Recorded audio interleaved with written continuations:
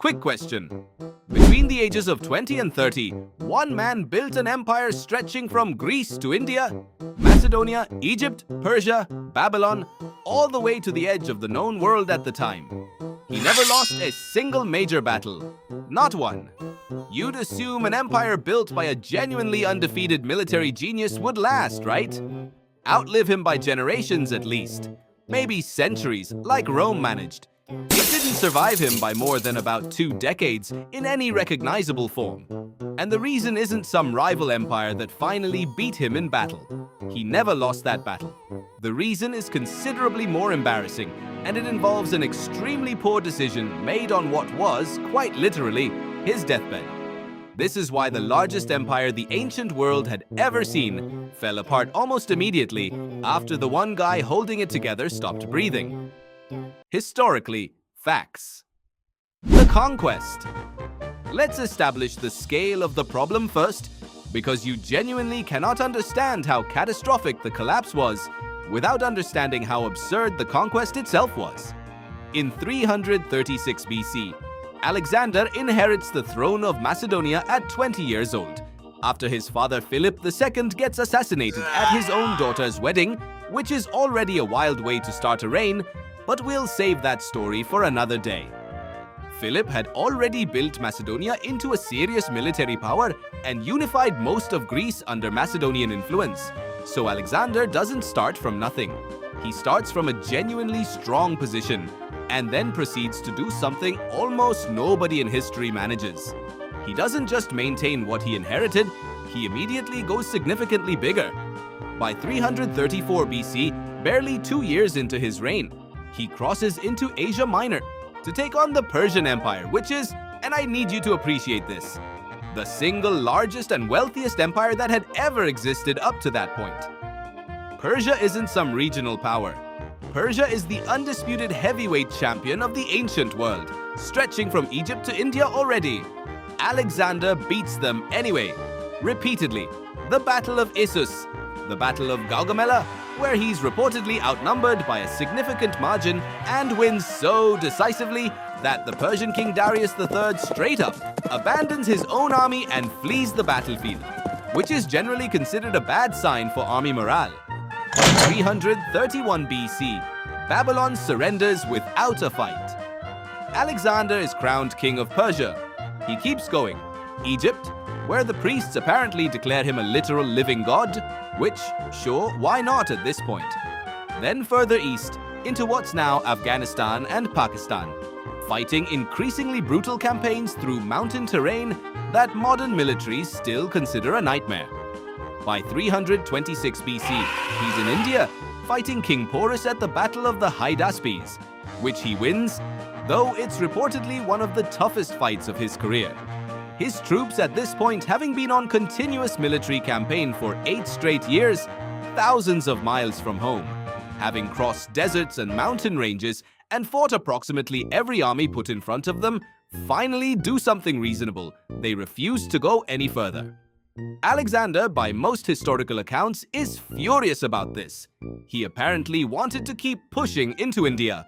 His own army, understandably, at some point just goes, "We would like to see our families again, please," and he's forced to turn back. So by the time he's 32 years old, Alexander controls an empire stretching roughly 3,000 miles from Greece to India. For context, that's larger than the continental United States, built in about a decade, by one guy who never lost a major battle doing it. Genuinely, one of the most absurd military achievements in human history. The problem?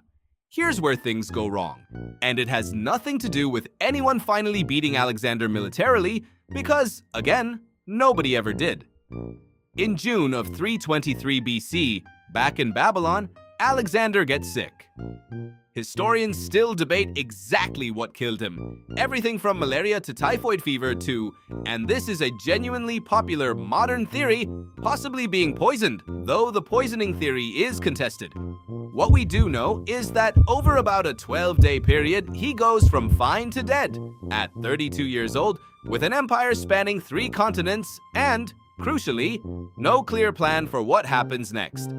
This is the part that should horrify you more than it usually does in the retelling. A man builds the largest empire the ancient world has ever seen through non-stop personal military leadership for over a decade, and apparently never sits down and goes, "Hey, given that I personally lead every single battle myself, maybe I should have a backup plan in case something happens to me."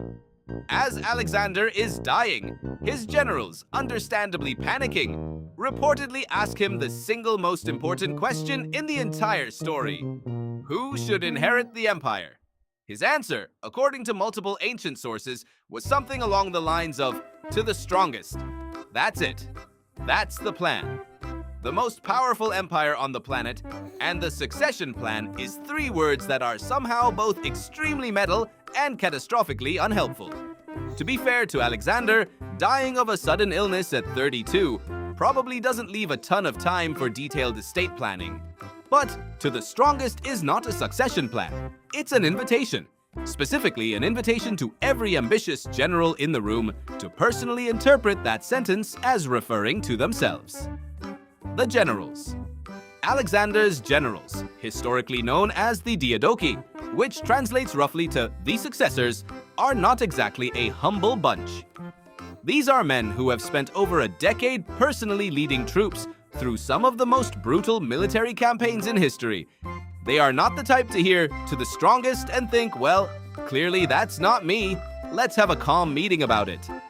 Almost immediately, things start falling apart. There is technically an heir, Alexander's unborn son, who his wife Roxana is pregnant with at the time of his death, and also his half-brother, who has some kind of intellectual disability according to most ancient sources and is largely considered a figurehead by everyone involved. Both of these technically legitimate heirs get named joint kings. Neither of them ever actually rules anything. Instead, the actual power gets divided up among the generals as regents and governors of different territories, in an arrangement that everyone involved treats as a temporary formality, and nobody involved treats as an actual long-term plan. Perdiccas, one of the most senior generals, becomes regent over the whole thing, which the other generals immediately, and I mean immediately, start resenting. Within about a year, actual open warfare breaks out between Alexander's former generals. Not political maneuvering, not tense negotiations. Actual armies, led by men who had spent a decade fighting side by side under Alexander, now fighting each other for pieces of the empire he built.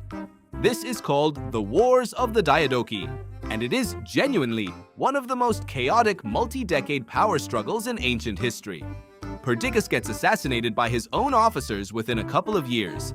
Alexander's mother, Olympias, gets involved in the political chaos and ends up ordering the execution of several rivals before eventually being executed herself.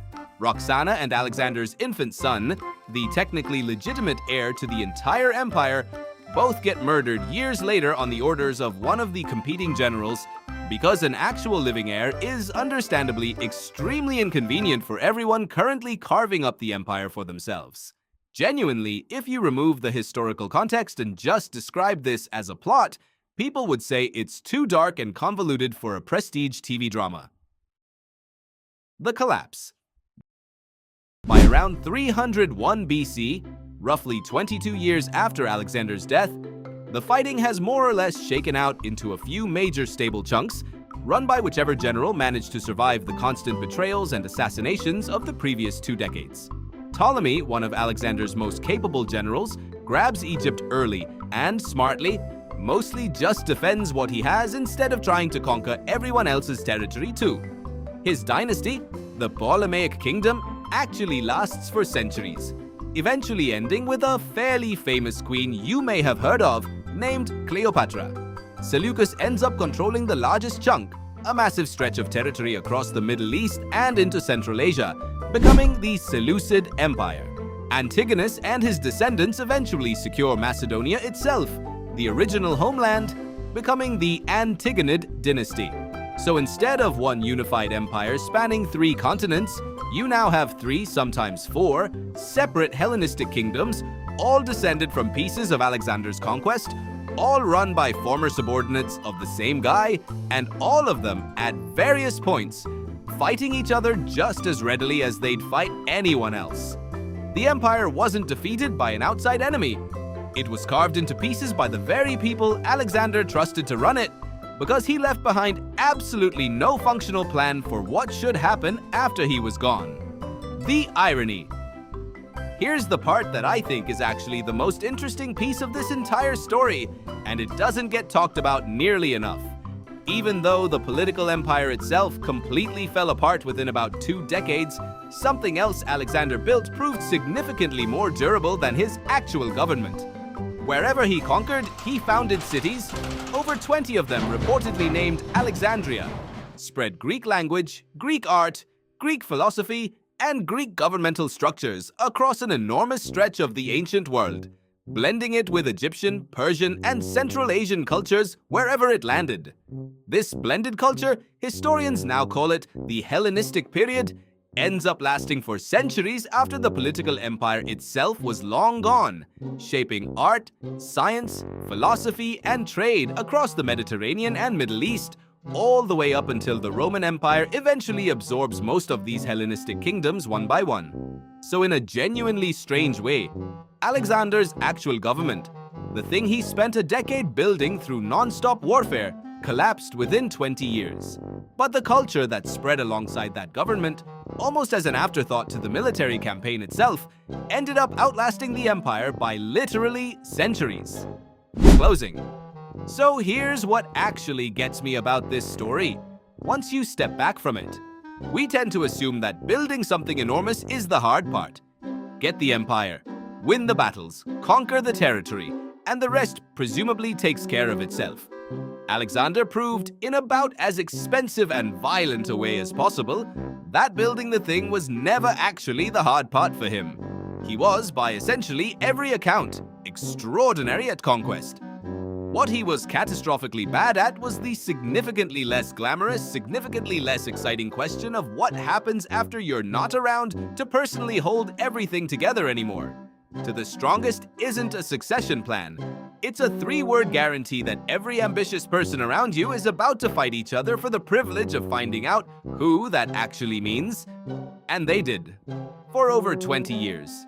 Until the largest empire the ancient world had ever produced simply didn't exist as one thing anymore. The empire is gone. It's been gone for over 2,000 years now. But walk through enough old cities across Egypt, the Middle East, and Central Asia today, and you'll still occasionally run into one still named, in some form, Alexandria. Turns out the cities outlasted the empire. The empire just needed someone other than whoever's strongest, I guess, running it.